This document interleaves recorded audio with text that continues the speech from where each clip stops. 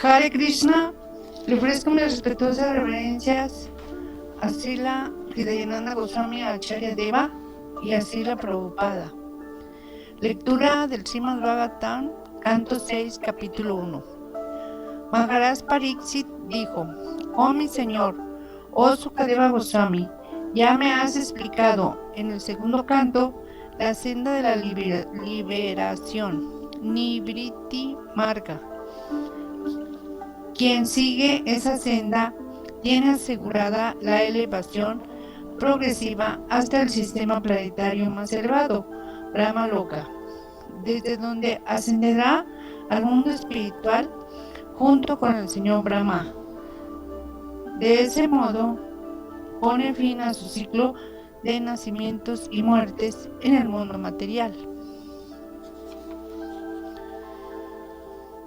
Oh gran sabio Sukadeva Goswami, la entidad viviente, mientras no se libera de la infección de las modalidades materiales de la naturaleza, tiene que recibir distintos cuerpos en los que disfrutar o sufrir, y manifiesta diversas inclinaciones conforme al cuerpo que recibe.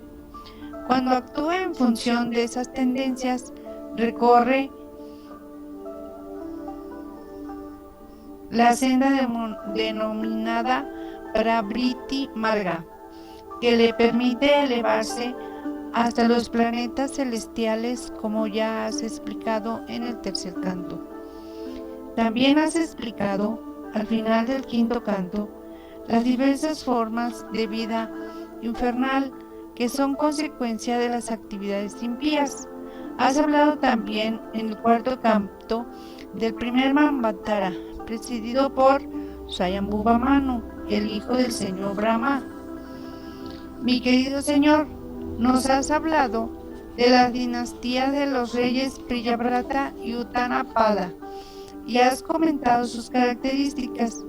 La suprema personalidad de Dios creó el mundo material con sus muchos universos, sistemas planetarios, planetas y estrellas, y puso en ellos diversidad de regiones, mares, océanos, montañas, ríos, jardines y árboles con sus respectivas características, repartidos entre el planeta Tierra, los astros del cielo y los sistemas planetarios inferiores. Nos ha descrito con toda claridad esos planetas y a las entidades vivientes que los habitan. Oh muy afortunado y opulento Sukadeva Goswami, ahora por favor dime qué pueden hacer los seres humanos para no tener que pasar por los terribles sufrimientos de los mundos infernales. Sukadeva Goswami contestó: mi querido rey, en esta vida realizamos actos impíos con la mente, las palabras y el cuerpo. Si no expiamos debidamente esas actividades antes de morir, neutralizándolas conforme a las indicaciones de la Manu Samhita y otros dharmas astras, es seguro que después de morir tenemos que pasar por los planetas infernales y padecer terribles sufrimientos, como ya antes te he explicado. Por lo tanto, antes de que nos llegue la muerte y mientras el cuerpo tenga la fuerza suficiente, debemos darnos prisa por emprender el proceso de expiación prescrito en el Shastra. De lo contrario, perderemos el tiempo y las reacciones de nuestros pecados aumentarán. Del mismo modo que un médico experimentado sabe diagnosticar una enfermedad y recetar un tratamiento en función de la gravedad del mal, nosotros debemos someternos al proceso de expiación adecuado a la gravedad de nuestros pecados. Maharaj Pariksit dijo: sabemos que las actividades pecaminosas son dañinas, pues en la vida real vemos que los delincuentes son castigados por el gobierno y reciben el rechazo de la gente.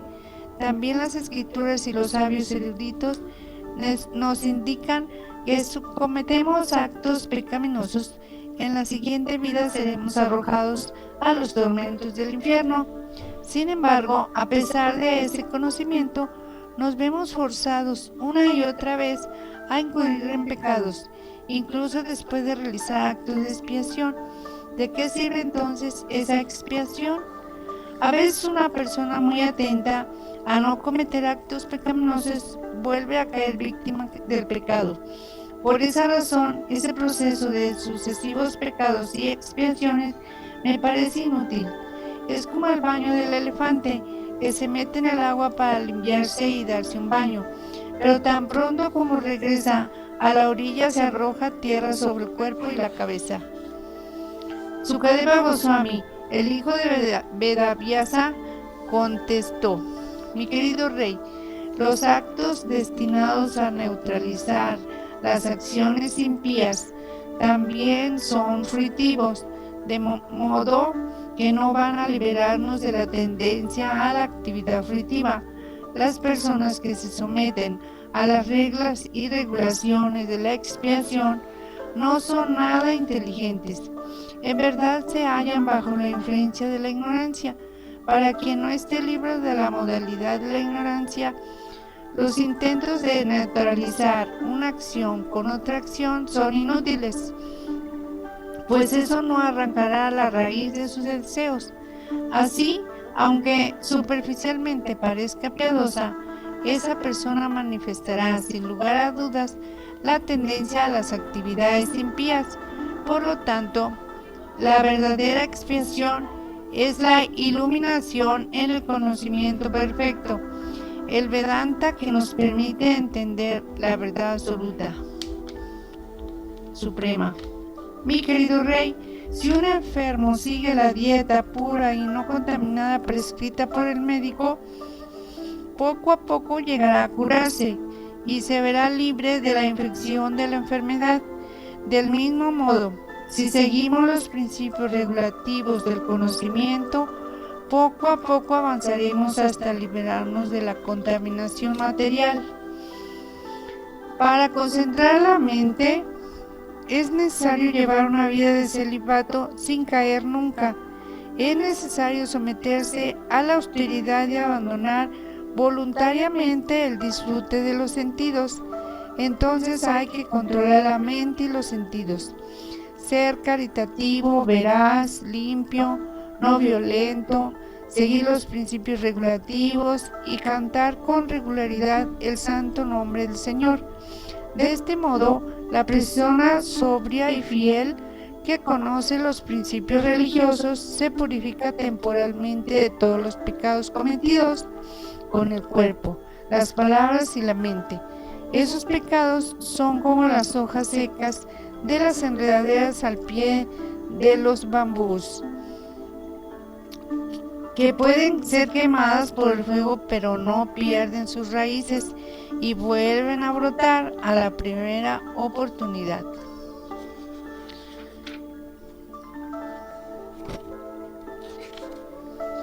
Raro es hallar a una persona que haya emprendido el servicio devocional de Krishna de modo completo y puro.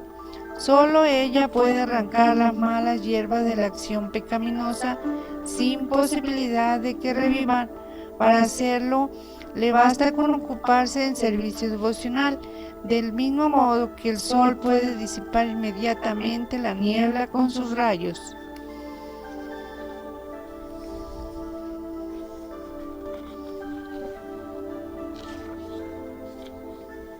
Mi querido rey, una persona pecaminosa puede purificarse por completo si se ocupa en el servicio de un devoto genuino del Señor y aprende con él a dedicarse su vida a los pies del loto de Krishna. Nadie puede purificarse por el simple hecho de someterse a austeridades y penitencias, ni por seguir el proceso de brahmacharya o cualquier otro de los métodos de expiación que antes expliqué. La senda de los devotos puros, que manifiestan buen comportamiento y están plenamente dotados con las mejores cualidades, es en verdad la más auspiciosa del mundo material, está libre de temor y es autorizada por los Shastras. Mi querido rey, del mismo modo que una vasija de vino no purifica no se purifica ni después de lavarla en las aguas de muchos ríos. Los no devotos no pueden purificarse mediante procesos de expiación, por muy bien que los realicen. Las personas que se han entregado por completo a los pies del loto de Krishna al menos una vez y sienten atracción por su nombre, forma, cualidades y pasatiempos, aunque quizás no hayan llegado a una comprensión plena de Krishna, están completamente libres de reacciones pecaminosas, pues han adoptado el verdadero método de expiación. Esas almas entregadas no se encuentran ni siquiera en sueños con llamaras, ni son enviados, no se encuentran ni siquiera en sueños con llamarás, ni sus enviados, que llevan cuerdas para atar a los pecadores. En relación con esto, los sabios eruditos y las personas santas cuentan un episodio histórico muy antiguo que trata de una discusión entre los enviados del señor Vishnu y los de Yamaras. Por favor, escucha mi relato. En la ciudad de Kanyakubja vivía un brahmana llamado Ayamila, que se casó con una criada que era prostituta y que por relacionarse con aquella mujer de baja clase perdió todas sus cualidades brahmínicas. Aquel brahmana caído, Ayamila, hacía sufrir a los demás, les arrestaba, les engañaba en el juego o les asaltaba directamente. Esa fue su forma de ganarse el sustento y mantener a su esposa e hijos. Mi querido rey, en esas actividades pecaminosas y abominables, destinadas a mantener a su numerosa familia, desperdició su tiempo hasta cumplir 88 años.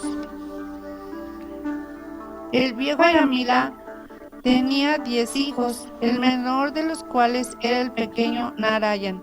Narayan, al ser el menor de todos, era de modo natural muy querido por sus padres. El anciano Ayamila estaba muy apegado a los balbuceos del niño y a sus torpes movimientos. Siempre estaba cuidándole y disfrutaba de sus actividades. Mientras masticaba y comía su alimento, Ayamila llamaba al niño para que comiera con él, y cuando bebía lo llamaba para que también él bebiese. Siempre dedicado a cuidar del niño y a pronunciar su nombre, Narayan, Ayamila no se daba cuenta de que su tiempo se agotaba y la muerte se le echaba encima. Cuando le llegó la hora de la muerte, el necio Ayamila pensaba solamente en su hijo Narayan. Ayamila vio entonces a 3 individuos de aspecto extraño, de rostros feroces y retorcidos, con cuerpos deformes, cubiertos de vellos erizados. Traían cuerdas en las manos y habían ido para llevárselo a la morada de Yamaras. Ayamila se sintió muy confuso al verles y, llevado del apego, llamó a voces a su hijo que jugaba a muy poca distancia. Fue así como, por una u otra razón, cantó el santo nombre de Narayan con lágrimas en los ojos. Mi querido rey, los sirvientes de Vishnu, los Vishnu Dutas, al escuchar el santo nombre de su señor en labios del moribundo Ayamila, que presa de una enorme ansiedad lo había cantado sin cometer ofensas, se presentaron inmediatamente en el lugar. Los enviados de Yamaras estaban arrancando el alma de lo más hondo del corazón de Ayamila, el esposo de la prostituta. Pero los mensajeros del señor Vishnu, los Vishnu Dutas, se lo prohibieron con voces resonantes. Ante esta prohibición, los mensajeros de Yamaras, el hijo del dios del sol, contestaron: Señores, ¿quiénes son? que tienen la osadía de desafiar la autoridad de Yamarash? Queridos señores, ¿a quién sirven? ¿De dónde han venido? ¿Y por qué nos prohíben tocar el cuerpo de Ayamila? ¿Son semidioses de los planetas celestiales? ¿O acaso semidioses menores? ¿Son los mejores de los devotos? Los mensajeros de Yamaras dijeron: sus ojos son como los pétalos de la flor de loto, vestidos con sendas amarillas y adornados con collares de flores de loto y maravillosos yelmos y pendientes. Tienen un aspecto fresco y juvenil. Sus 4 largos brazos están embellecidos con arcos y aljabas de flechas, y con espadas, masas, caracolas, discos y flores de loto. Su refulgencia ha disipado las tinieblas de este lugar con una luz extraordinaria. Y bien, señores, ¿por qué impide nuestro trabajo? Sukadeva Goswami. Tras escuchar las palabras de los mensajeros de Yamaras, los sirvientes de Vasudeva sonrieron y con voces tan profundas como el estruendoso sonido de las nubes dijeron las siguientes palabras: los benditos mensajeros del Señor Vishnu. Los Vishnudutas dijeron: si de verdad son sirvientes de Yamaras, tienen que explicarnos el sentido de los principios religiosos y las características de la irreligión. ¿Cuál es el proceso para imponer un castigo? ¿Quién merece realmente ser castigado? ¿Acaso todos los karmis ocupados en actividades suicidas o solo algunos de ellos? Los Yamadutas contestaron: lo que se prescribe en los Vedas constituye el Dharma, los principios religiosos, y lo contrario es irreligión. Los Vedas son directamente la suprema personalidad de Dios Narayan y nacen por sí solos. Así lo hemos escuchado de labios de Yamarash. La causa suprema de todas las causas, Narayan, se encuentra en su propia morada en el mundo espiritual. No obstante, él controla toda la manifestación cósmica por medio de las 3 modalidades de la naturaleza material: Sattva-guna, Rayoguna y Tamoguna. De ese modo, cada entidad viviente recibe distintas cualidades, distinto nombre como Brahmana, Kshatriya, Vaishya y Shudra, distintos deberes correspondientes a la institución de Varnashram y distinta forma. Narayan es pues la causa de toda la manifestación cósmica. El sol, el fuego, el cielo, el aire, los semidioses, la luna, la tarde, el día, la noche, las direcciones, el agua, la tierra y la superalma misma son testigos de las actividades de la entidad viviente. Candidatos al castigo son aquellos que, según confirman todos estos testigos, se han desviado de sus deberes regulativos prescritos. Todo el que se ocupa en actividades fruitivas se expone a recibir el castigo que corresponde a sus actos pecaminosos. Oh habitantes de Vaikunta, ustedes son intachables, pero los que habitan en el mundo material, tanto si son piadosos como si realizan actividades impías, son todos karmis. Como están contaminados por las 3 modalidades de la naturaleza y tienen que actuar conforme a ellas, pueden realizar actividades tanto de un tipo como de otro. Quien ha recibido un cuerpo material no puede estar inactivo, y para quien actúa bajo las modalidades de la naturaleza material, la acción pecaminosa es inevitable.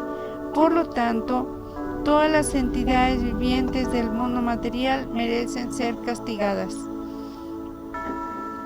En la siguiente vida, la persona tiene que disfrutar o sufrir las reacciones correspondientes a su karma, en proporción a las actividades religiosas o irreligiosas realizadas en esta vida, o los mejores entre los semidioses. En la vida podemos apreciar 3 facetas distintas que se deben a la contaminación de las tres modalidades de la naturaleza material.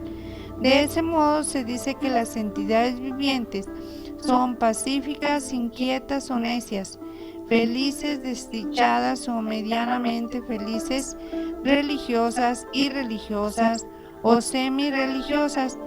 Podemos deducir que esos tres tipos de naturaleza material actuarán de modo análogo en la siguiente vida.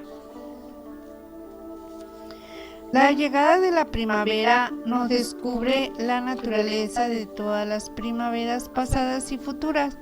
Del mismo modo, esta vida de felicidad, de sufrimiento o de mezcla de felicidad y de sufrimiento da testimonio de las actividades religiosas o irreligiosas de vidas pasadas y futuras. El omnipotente Yamaraj es como el señor Brahma, pues desde su propia morada o desde el corazón de todos en forma de Paramatma, observa mentalmente las actividades pasadas de la entidad viviente y de ese modo comprende cómo actuará en vidas futuras. Una persona que duerme actúa conforme al cuerpo manifestado en sus sueños y se identifica con él. Del mismo modo, sin poder conocer las vidas pasadas y futuras, nos identificamos con nuestro cuerpo actual que hemos adquirido debido a las acciones religiosas o irreligiosas que hayamos llevado a cabo en el pasado.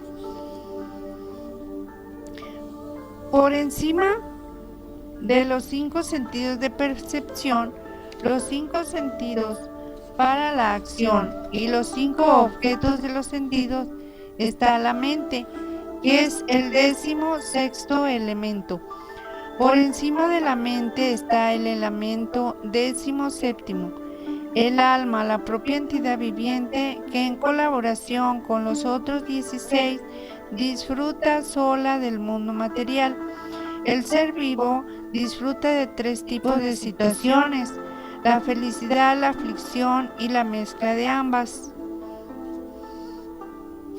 El cuerpo sutil se compone de 16 partes, los 5 sentidos de adquisición de conocimiento, los 5 sentidos para la acción, los 5 objetos para el placer de los sentidos y la mente. Ese cuerpo sutil es un efecto de las 3 modalidades de la naturaleza material. Está compuesto de deseos muy fuertes, insuperables, y por ello es causa de que la entidad viviente transmigre de un cuerpo a otro, pasando por la vida humana, la vida animal y la vida de semidios. La entidad viviente que recibe un cuerpo de semidios ciertamente se llena de júbilo en el cuerpo humano, se lamenta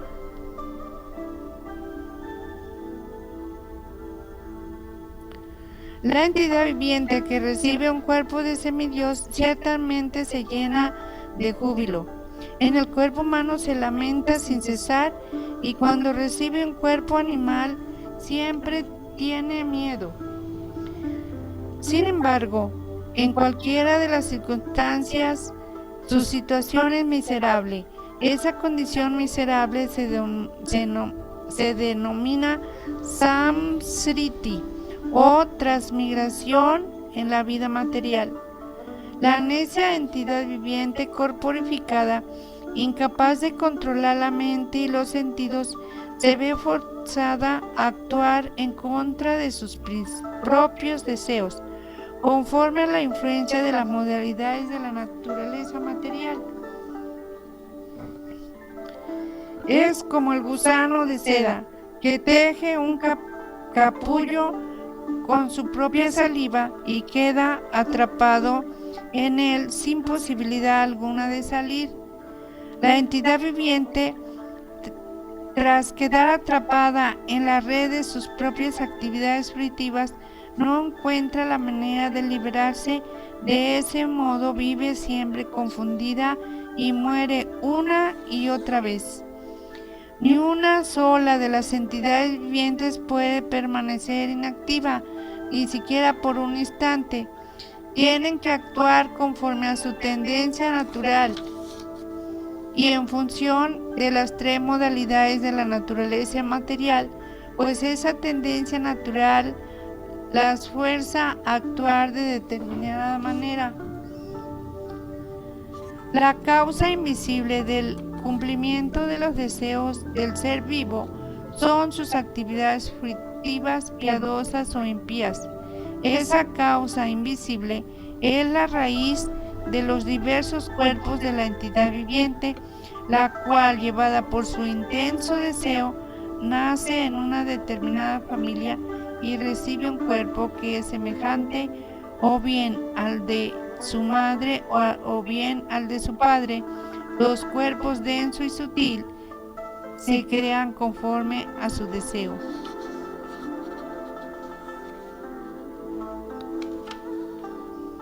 Debido al contacto con la naturaleza material, la entidad viviente se encuentra en una posición difícil. Sin embargo, en la forma humana de vida, tiene la posibilidad de superarla si aprende a relacionarse con la suprema personalidad de Dios o su devoto. En sus comienzos, este brahmana Ayamila estudió todas las escrituras védicas. Era un modelo de buenas cualidades, buen carácter y buena conducta. Firmemente establecido en la práctica de todos los mandamientos védicos, era muy manso y amable.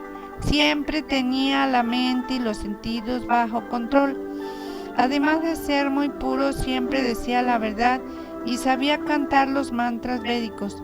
Ayamila era muy respetuoso con su maestro espiritual y con el dios del fuego, con los invitados y con sus mayores. Estaba libre de prestigio falso. Era honrado, de buena conducta, intachable y benévolo con todas las entidades vivientes.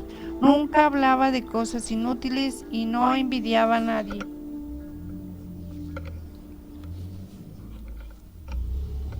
Cierto día, a pedido de su padre, este brahmana Ayamila fue al bosque a recoger frutas, flores y dos tipos de hierbas llamadas Samit y Kusha.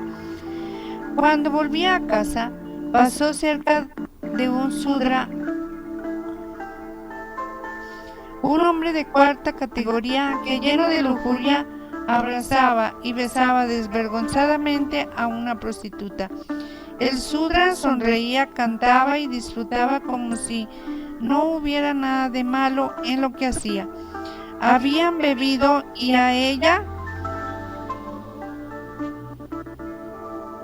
con la embriaguez, le daban vuelta los ojos y se le habían soltado las ropas. Ese era su estado cuando Ayamila los vio. El Sudra estrechaba a la prostituta entre sus brazos, adornados con polvo de cúrcuma. Al ver a aquella mujer, en el corazón de Ayamila despertaron los dormidos deseos de disfrute, y bajo la influencia de la ilusión quedó controlado por ellos. Ayamila, con paciencia, hizo todo lo que pudo para recordar las instrucciones de los Shastras que aconsejan ni siquiera mirar a las mujeres. Con ayuda de ese conocimiento y de su intelecto, trató de dominar sus deseos lujuriosos, pero la fuerza de Cupido en su corazón le impidió controlar la mente. Fue así como del mismo modo que el Sol y la Luna son eclipsados por un planeta inferior, el brahmana perdió todo su buen juicio. Aprovechando la situación, siempre pensaba en la prostituta. Al poco tiempo la habían empleado como sirvienta en su casa y había abandonado todos los principios regulativos de los brahmanas. Fue así como Ayamila comenzó a gastar todo el dinero que había heredado de su padre en obsequios materiales para tener contenta a la prostituta. Por satisfacerla, abandonó todas sus actividades brahmínicas.